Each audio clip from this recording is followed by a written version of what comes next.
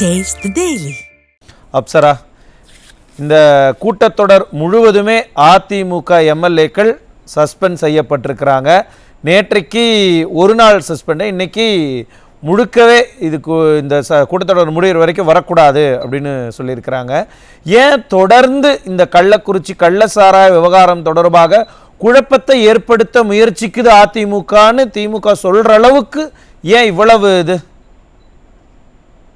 First of all நான் எடப்பாடி அவர்களுக்கு நன்றி சொல்லணும். மக்களுக்காக அஞ்சாமல் துணிச்சலோட நேர்மையாக எங்க போய் பிரச்சனைகள் வைக்கணுமோ அங்க ஒரு பிரச்சனைக்காக குரல் கொடுக்க போகும்போது ஒரு திருத்த திமுக கோழை திமுக அடக்குமுறை செஞ்சு ஜனநாயக நாட்டுக்கு ஒரு பிரதான எதிர்கட்சியை பேசுறதுக்கு தடுக்கிறது நம்ம எல்லாமே ஒரு குளோபல் நியூஸ் ஆயிருக்கு. ட்விட்டர் ட்ரெண்ட்ஸ் பாத்தீங்கன்னா நீங்க ட்விட்டர் ட்ரெண்ட்ஸ் பாருங்க, நேஷனல் நியூஸ் அத்தனை சேனல் இன்னைக்கு டிபேட்ல கலந்துருக்கேன். ஃபுல் டே ஆஃப்டர் அசம்பிளி எல்லாருமே என்ன சொல்றாங்க, இப்ப ஆன்டி டெமோக்ராட்டிக் ஒரு சட்டசபையில ஒரு பிரதான எதிர்கட்சியை எப்படி ஒரு மக்கள் பிரச்சனை நீங்க பேச விட மாட்டீங்க. அப்பா அவர்கள் ஒரு அரசியல் கைக்கூலியா ஒரு சபாநாயகர் உயர்ந்த ஸ்தானத்துல இருக்கிறவர் எப்படி இந்த மாதிரி செயல்படலாம்? நிச்சயமா திமுக எடப்பாடி அவர்களையும் அஇஅதிமுகவும் பார்த்து அஞ்சுகிறது. நிச்சயமாக மக்கள் அனைத்தையும் பார்த்து கொண்டிருக்கிறார்கள். நிச்சயமாக திமுக ரெட்டியா இருக்காங்க. அஞ்சுகிறார்கள் அதிமுக. எதுக்காக அஞ்சணும் அதிமுகவை பார்த்து? இது பாருங்க, அவங்க கள்ளக்குறிச்சி இந்த கள்ளச்சாராயம் கள்ளக்குறிச்சியில இது முதல் தடவைகள்ல இது ஏற்கனவே நடந்திருக்கு. அப்பயும் அவங்க எல்லா தொலைக்காட்சியும் இனிமே நடக்காதுன்னு சொன்னாங்க. அதுக்கப்புறமா தான் ஜாஃபர் சாதிக் போதைப் பொருட்கள் ஒரு கான்ட்ரவர்சி நடந்தது. அந்த சம்பவம் தமிழகம் முழுவதும் பார்த்தாங்க. எந்த விதமான கட்டுப்பாடு இல்லாமல் போதைப் பொருட்கள் தமிழகத்துல எப்படி இவங்க திமுக சார்ந்தவங்க எப்படி வியாபாரம் செய்யறாங்கன்னு பார்த்தாங்க. அதே மாதிரி கால்பந்து வீராங்கனை அந்த பொண்ணு உயிரை இழக்கும் போது சட்டசபையில உதயநிதிக்கு பிறந்தநாள் வாழ்த்துக்கள் சொல்றாங்க. ஆனா அந்த பொண்ணுக்கு இரங்கல் செய்தி சொல்லல. இதெல்லாம் மக்கள் பார்த்து கொண்டிருக்கிறாங்க. அதனால்தான் திமுக அஞ்சுகிறார்கள். ஸ்டாலின் அவர்கள் கருப்பு உடை அணிந்து கருப்பு கொடியை பிடித்து தெருவில் நின்று கோஷம் போட்டவர் தான் ஸ்டாலின் அவர்கள். இப்ப பாருங்க, டாஸ்மாக்ல ஸ்கேம், போதைப் பொருட்கள் விற்பனை, அதே மாதிரி இந்த மாதிரி கள்ளக்குறிச்சி விஷயங்கள் நடந்தது. அவங்க திமுக காரங்களே சார்ந்த நபர்களே இந்த மாதிரி தொழில ஈடுபடுறாங்க. நிச்சயமாக திமுக கோழை திமுக இல்ல அப்சரா, அவங்க என்ன சொல்றாங்கன்னா, இல்ல திமுக என்ன சொல்றாங்கன்னா, நம்ம விவாதிக்கலாம், கேள்வி நேரத்துல விவாதிக்கலாம். சபாநாயகர் அப்பாவும் தொடர்ந்து அதை தானே சொல்றாரு, கேள்வி நேரத்துல தான் நீங்க பேசணும், மற்ற நேரத்துல நீங்க பேசக்கூடாது, மானிய கோரிக்கை மீதான விவாதம் நடக்குதுங்கிறாங்களே. எங்க அந்த மானிய கோரிக்கைகள் அவ்வளவு முக்கியமாங்க. இவங்க இப்ப நிறைய விஷயங்கள் நம்ம ரொம்ப கஷ்டமா இருக்கு, மனசு வேதனையா இருக்குங்க. 100க்கு மேற்பட்ட நபர்கள் கண் பார்வை இழந்திருக்காங்க. நிறைய பேருக்கு டிஃபார்மிட்டிஸ், பிசிக்கல் டிஃபார்மிட்டிஸ் ஏற்பட்டிருக்கு, ஹாஸ்பிட்டல்ல இருக்காங்க. 63 பேர், கிட்டத்தட்ட 63 65 பேர் உயிர் இழந்திருக்காங்க. இதோட முக்கியமான விஷயம் என்ன இருக்கு தமிழகத்துல இன்னைக்கு? இதோட முக்கியமான விஷயமா தமிழக முதலமைச்சர் பேச போறாரு. அவர் அஞ்சுகிறார், அதனாலதான் இதை பேச விட மாட்டேங்கிறார். நிச்சயமாக மக்கள் தக்க பதிலடி கொடுப்பாங்க. இல்ல, அதிமுகவை பார்த்து திமுக ஏன் பயப்படணும்னு மக்கள் கேட்பாங்க இல்லையா? அதிமுகவை பார்த்து பயப்படுறாங்கன்னா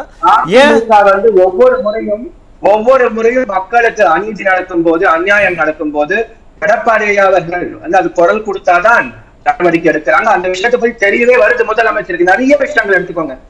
எடப்பாடி அவர்கள் தான் முதலமைச்சர் மாதிரி செயல்படுறாரு. எடப்பாடி ஐயா அறிக்கை கொடுத்தாதான் மக்களுக்கு ஏதாவது போய் சேருது. அது நிறைய விஷயங்கள். இந்த 2.5 ஆண்டு காலத்துல எடப்பாடி ஐயா ஒரு குரல் கொடுத்தாதான் திமுக செயல்படுறாங்க.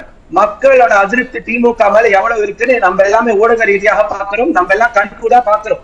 ஒவ்வொரு இடத்துக்கும் போகும்போது நிச்சயமாக எடப்பாடி ஐயாவை பார்த்து, எடப்பாடி ஐயாவோட தொண்டர்களை பார்த்து திமுக அஞ்சுகிறது.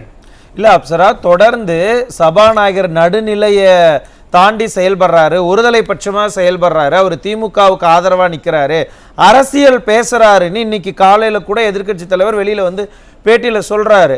ஆனா சபாநாயகர் ஏன் அரசியல் செய்யணும்? அவர் நடுநிலையா தானே இருக்கணும். அவர் ஏன் அரசியல் செய்யறாருங்கிற அந்த குற்றச்சாட்டை வைக்கிறீங்க? நிச்சயமாக ஒரு பிரதான எதிர்கட்சி தலைவர் ஒரு விஷயத்தை முன் வைக்கணும்னா சபாநாயகர் அதுக்கு வாய்ப்பு கொடுக்கணும். இது சட்ட விதிகளுக்கு மீறின ஒரு கோரிக்கை கிடையாது. இது சட்ட விதிகள், சட்டசபையோட சட்ட விதிகள் பாத்தீங்கன்னா நிச்சயமாக எதிர்கட்சி தலைவர் ஒரு கிரைசிஸ் அப்போ ஒரு ஸ்டேட் ஒரு கிரைசிஸ் ஃபேஸ் பண்ணா அது வந்து நிச்சயமா அவங்களுக்கு வந்து வாய்ப்பு கொடுக்கணும். இது வந்து நம்ம வந்து அங்க வந்து எந்த விதமான கூச்சல் போடுறதோ இல்லைன்னா தவறான வார்த்தைகள் பயன்படுத்துறது இல்ல. இது விவாதிக்க தானே டைம் கேட்டிருக்காங்க. அது கொடுக்காம வந்து ஒரு அரசியல் கைக்கூலிய மாதிரி அப்பாவு அவர்கள் செயல்படுறாரு. நிச்சயமா இதெல்லாம் வந்து ஒரு கோழைத்தனமான ஒரு வெளிப்பாடுதான் இது. நான் திரும்ப வரேன் அப்சர். இந்த ஃபர்ஸ்ட் நம்ம மேல இருந்து ஆரம்பிக்கணும். முதலமைச்சர் வந்து பதவி விலகு ராஜினாமா செய்ய வேண்டும். அப்பாவு வந்து உடனடியாக வந்து சபாநாயகரை மாற்றம் செய்ய வேண்டும். இவங்க பொறுப்பெடுக்கணும். இந்த மாதிரி எல்லாம் வந்து ஒரு முறை நடந்தது, 2 முறை நடந்தது. தொடர்ந்து திமுக ஆட்சி வந்ததுல நீங்க பாருங்க, இருக்கட்டும், இந்த மாதிரி கிரைசிஸ் இருக்கட்டும், இந்த மாதிரி பப்ளிக் ஃபண்ட்ஸ் மிஸ்மேனேஜ்மெண்ட் இருக்கட்டும், ஒன்னொன்னா வந்து நீங்க பாத்தீங்கன்னா இன்எஃபிஷியன்ட் கவர்மெண்ட், திறமையற்ற அரசு. நான் இன்னொன்னு பதிவு செய்ய விரும்புறேன். ஆங்கில ஊடகங்களை இன்னைக்கு நான் வந்து இந்த விவாதத்துல நிறைய விவாதங்களை நான் பதிவு செய்யும் போது சேலம் தரணி திமுகவோட செய்தி தொடர்பாளர் வந்து மன்னிப்பு கேட்டாரு, பேச முடியாம. அவர் என்ன சொல்லியிருக்காரு, நாங்க செஞ்சது தவறு தான், இனிமே நடக்காம பாத்துக்கிறோம். அவங்களே வந்து எல்லாரும் தெரிச்சு ஓடுறாங்க பயந்து. திமுக காரங்களுக்கு வந்து எடப்பாடி பார்த்தா அதிமுக பார்த்தா ஏனென்றால் திமுக காரங்க ஜாபர் சாதிக்கு வந்து போதை பொருட்கள் இருக்கட்டும், இந்த கள்ளச்சாரத்திலே இருக்கட்டும், திமுக காரங்க வந்து அதுல வந்து இன்வால்வ் ஆயிருக்காங்க. அதனாலதான் அஞ்சுகிறார்கள். நிச்சயமாக சட்டசபையில அதிமுக வந்து தெருவில் நின்று ஒவ்வொரு இடத்துல மக்களுக்கு வந்து இந்த பிரச்சனைகள் எடுத்து சொந்த மக்களுக்காக போராடும். நிச்சயமாக இப்ப அறிவிச்சிருக்காங்க. நான் இன்னொரு அறிவிச்சிருக்காங்க எடப்பாடியா, நாங்க எல்லாம் கலந்து கொள்ளும், மக்களுக்காக குரல் கொடுப்போம். நன்றி நன்றி அப்சரா.